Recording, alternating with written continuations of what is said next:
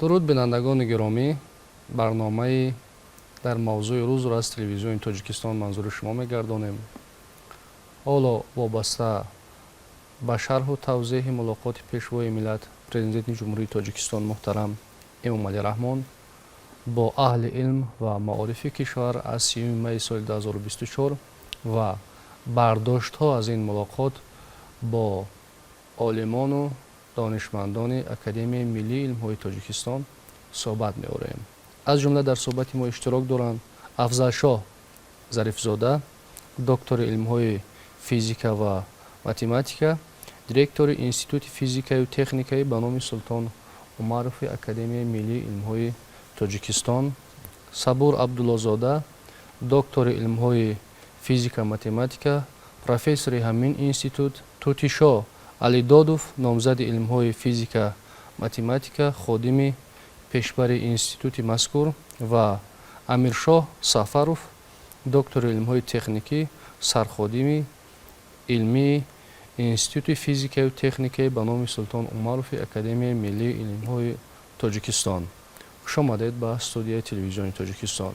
вобаста ба мулоқот суҳбат кардан ва аз муҳимияти он, аз мубрамияти он, аз мундариҷаи он нагуфтан шарти қабул нест. бисёр хуб аст ки дар ибтидо аз ҳамин хусус суҳбат кунем. яъне пешвои миллат мулоқот кардан бо аҳли илм ва маорифи кишвар, тавсияҳо додан, эродҳои ҷиддӣ гирифтан барои бартараф кардани камбудиҳое ки ҷой доранд, пешниҳодҳои мушаххас намуданд ва дар ҷаҳони бисёр як ҳамгироии фарҳангҳо, аз ҷониби дигар бархурди манфиатҳои бузурги иқтисодӣ, геополитикӣ, зиёии онро, нақши онҳоро дар таҳкими истиқлолият, ҳифзи арзишҳои давлату миллат бисёр калидӣ арзёбӣ карданд. биёед дар ҳамин хусус суҳбатро оғоз кунем. дар ҳақиқат ҳангоми мулоқоти пешвои муаззами миллат бо аҳли илм ва маориф масъалаҳои муҳимтарини илму маориф матраҳ гардиданд, фарогир буданд ва дар ин самт пешниҳодҳои мушаххас буданд ки аз он бардоштҳо ба амал меояд ва дар ин замина аллакай дар Академияи Миллии илмҳои Тоҷикистон нақша чорабиниҳо вобаста ба пешниҳодҳои пешвои муаззами миллат тартиб дода шудааст, гурӯҳҳои корӣ сафарбар карда шудаанд ва корҳо амалӣ гардонида шуда истодаанд. яке аз масъалаҳои муҳимтарине ки зимни мулоқот сарвари давлат иброз доштанд, ин самаранокии таҳқиқотҳои илмӣ ва пайвастагии онҳо бо истеҳсолот мебошад. роҳбари давлат нисбати ин масъала изҳори нигаронӣ намуда махсусан қайд карданд ки натиҷаи таҳқиқотҳои илмӣ ба муваффақиятҳои калон ноил нашуданд. бисёре аз самтҳое ки афзалиятнок дониста мешуданд самаранок набуданд ва интихоби мавзӯъҳои илмию таҳқиқотҳои илмӣ ба рушди истеҳсолот кам мусоидат мекунанд. дар ҳақиқат ҳамаи мо медонем ки илмҳои табиатшиносӣ дар рушди ҷомеаи муосир нақши калидиро мебозад ва самтҳои таҳқиқотҳои гуногун дар физика, химия, биология ва илмҳои дигари табиатшиносӣ имкон медиҳанд ки иқтисодиёти ҳар гуна ҷомеа вусъат ёбад, пешрафт кунад ва дар ҳар кишваре ки илмҳои табиатшиносӣ пешрафт ҳаст, накуҳаволии ҷомеа низ дар сатҳи баланд қарор дорад. пешвои миллат аз таърихи ҳамин саршавии истиқлолият то замони нав то ҳамин сол ҳамаи ҳамон бурдбориҳое ки дар ин соҳаи илму гузаштааст назар карданд. дар ҳамин давра агар дигар кишварҳои пошхӯрдаи шӯравӣ академияи миллии худро барҳам доданд ё ба шакли ҷамъиятӣ гардонда бошанд, бо ташаббуси пешвои миллат академияи миллӣ тамдид дода шуд ва соли 2021 ба академияи миллии илмҳои Тоҷикистон дода шуд. ҷаноби олӣ дар ҳамин вохӯрӣ ба олимоне ки соҳиб мактаб ҳастанду соҳиби илм ҳастанд муроҷиат намуда барои тайёр кардан, омода кардани мутахассисони баландихтисос дар соҳаи илмҳои табиӣ, риёзӣ ки 20 солаи яъне омӯзиши илмҳои دقیق ریاضی اعلان گردیده است.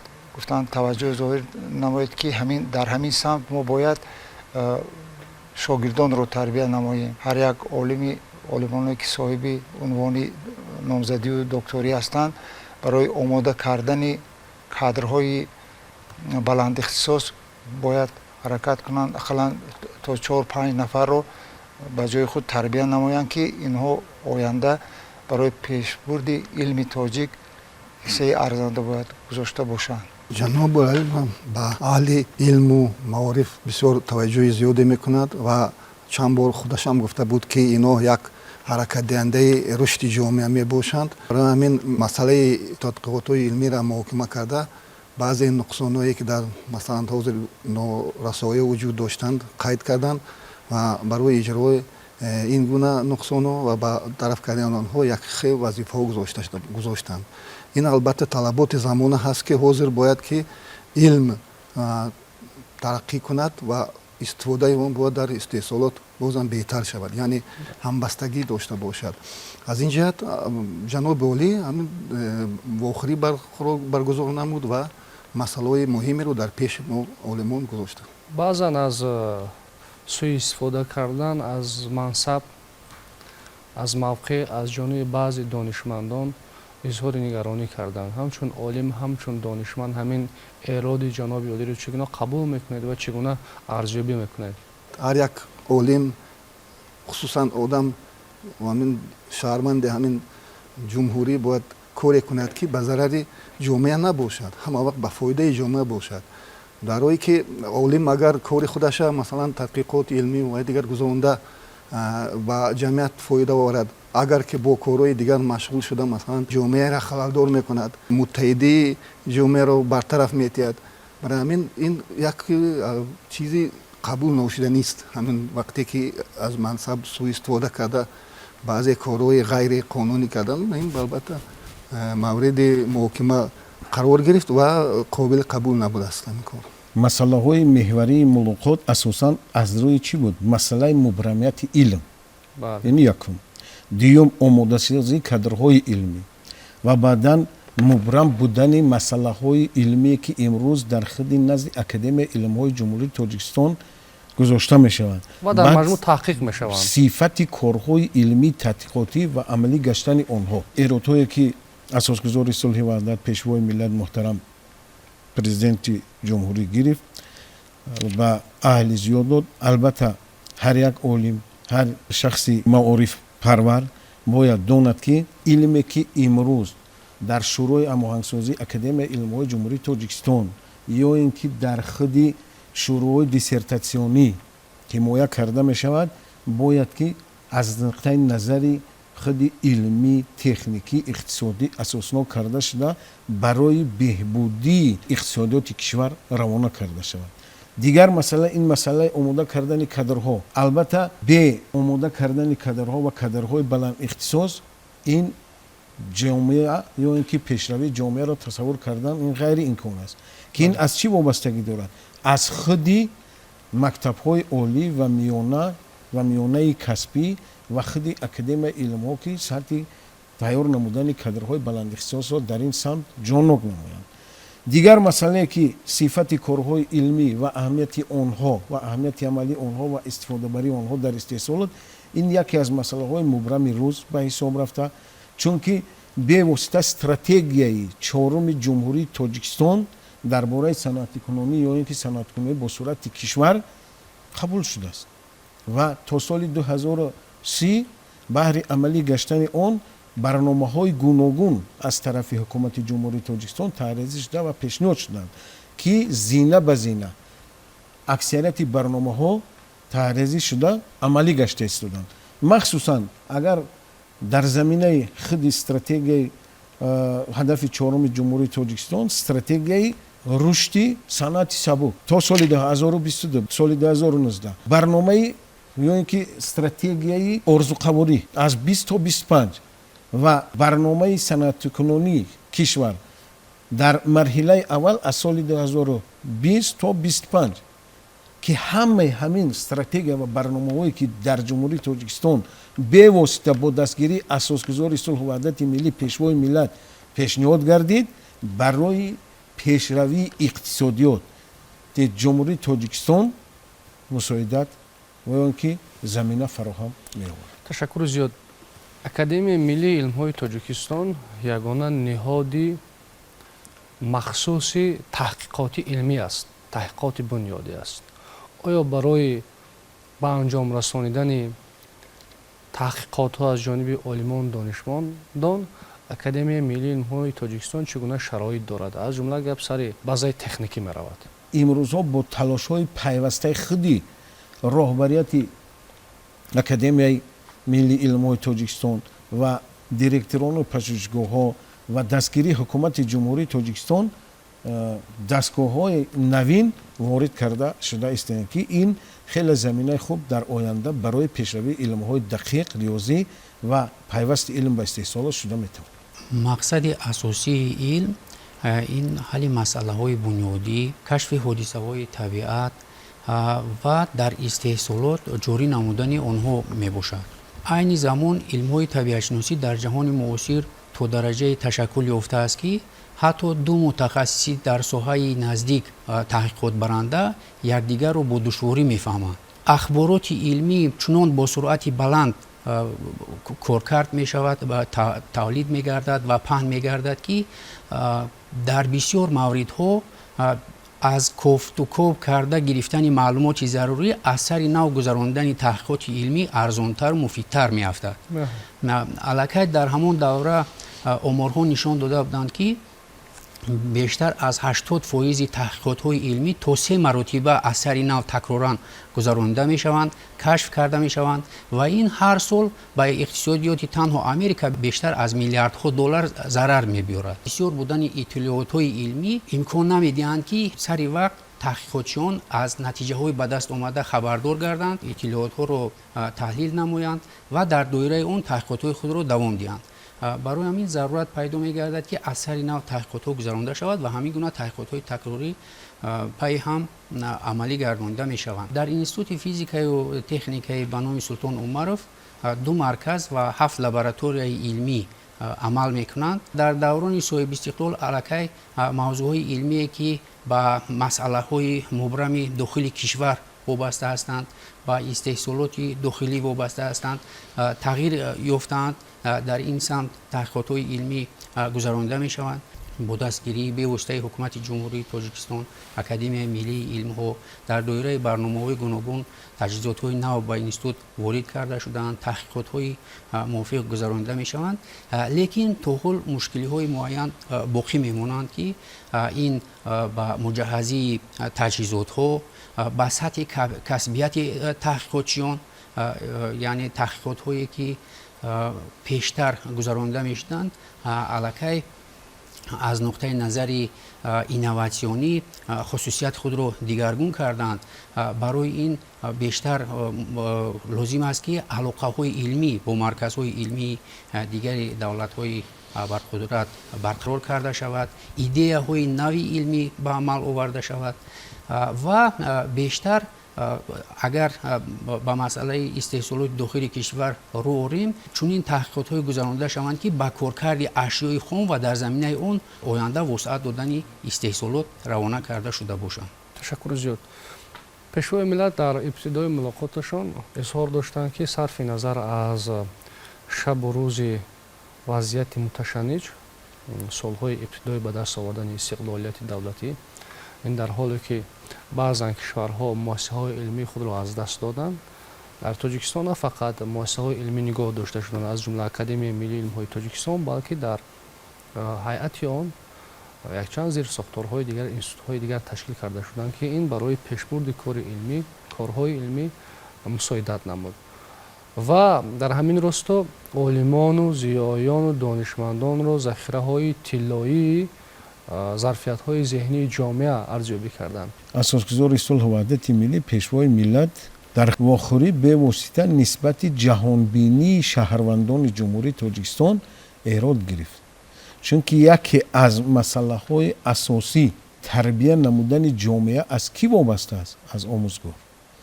албатта омӯзгори асил ё ин ки олими асил бошад, илм маориф пеш меравад. вақте илм маориф пеш рафт, ин ба беҳбудии ҷомеа оварда мерасонад ки ин дар партави бевосита сиёсати хиратмандона ва илмпарваронаи асосгузори сулҳу ваҳдати миллӣ борҳо таҳдид пешниҳод ва дастурҳои мушаххас дода шудааст. Бевосита бо дастгирии худи асосгузори сулҳу ваҳдати миллӣ пешвои миллат яъне комиссияи олии аттестатсионӣ кушода шуд.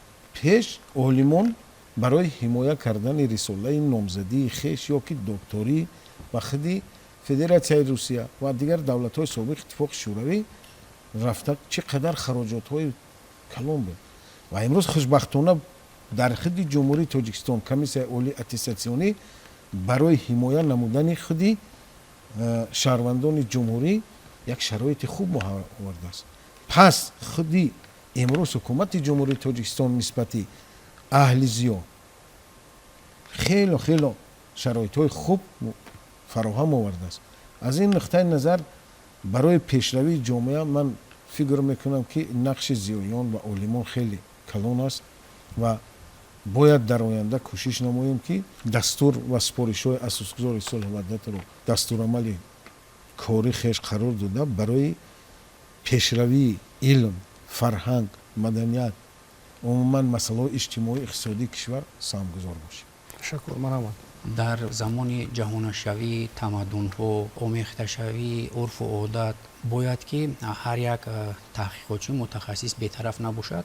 Дар соҳаи илмҳои табиатшиносӣ муҳимтар он аст ки бештар алоқаи илмӣ бо тамоми марказҳои илмии кишварҳои дигар ба роҳ монда шавад, алоқаҳо зич гардад, шумораи форуму нишасту конференсияҳои байналхалқӣ бештар гардад, то ин ки таҳқиқотчиён аз барномаҳои инноватсионӣ сари вақт хабардор бошанд, маълумотҳои илмии навбанав барои онҳо дастрас бошад ва дар доираи он таҳқиқотҳои илмӣ ба талаботи замон мувофиқро анҷом дода тавонанд.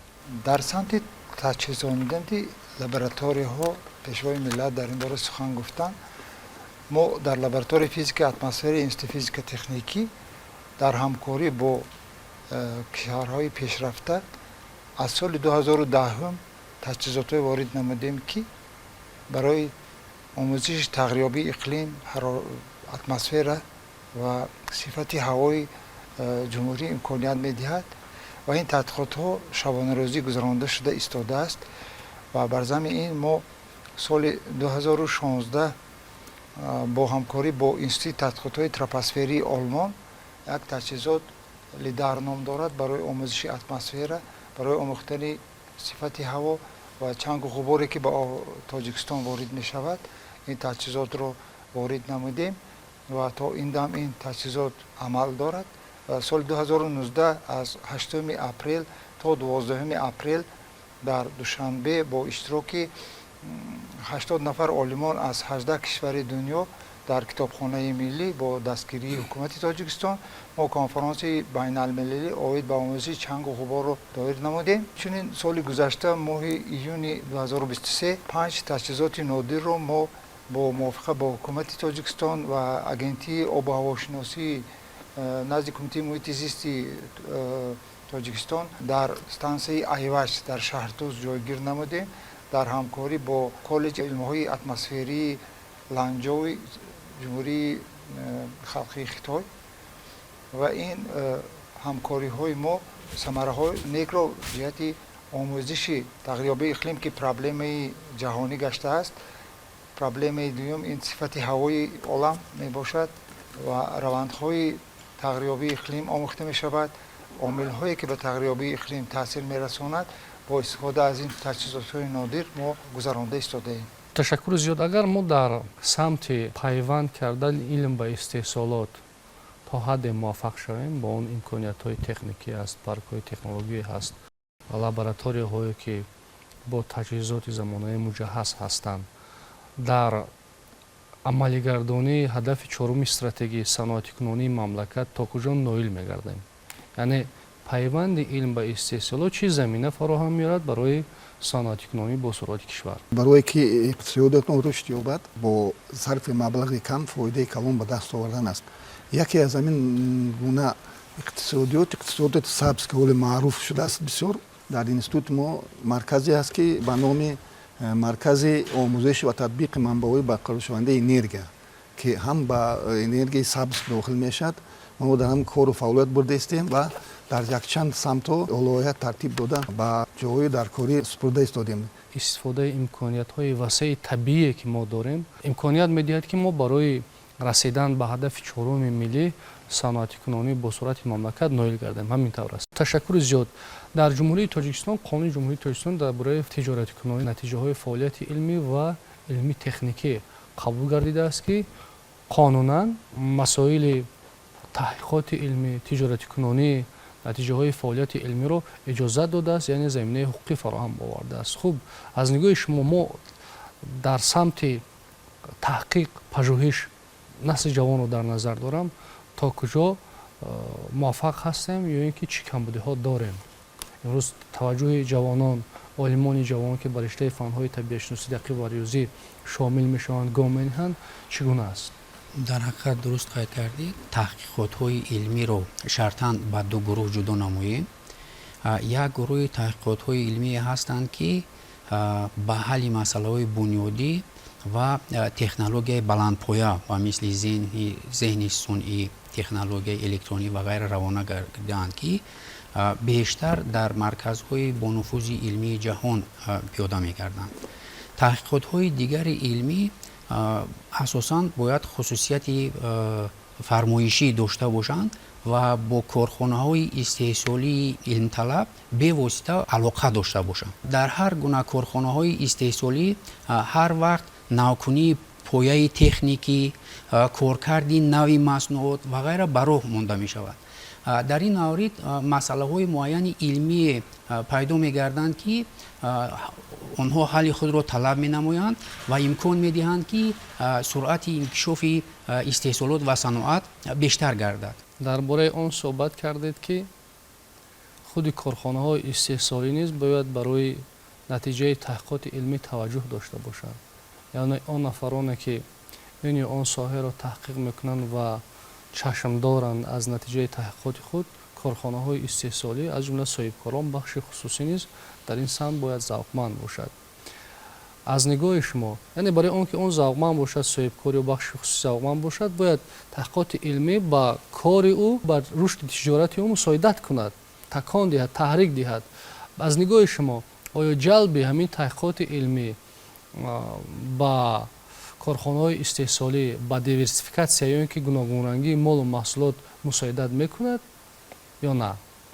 манзур манфиат доштан ё ки манфиат бурдан ё ба даст овардани он нафаре аст ки барои таҳқиқоти бунёдии олими ҷавон сармоягузорӣ мекунад, дастгирӣ мекунад ва натиҷаи фаъолияти илмии ӯро ба истеҳсолот пайванд медиҳад.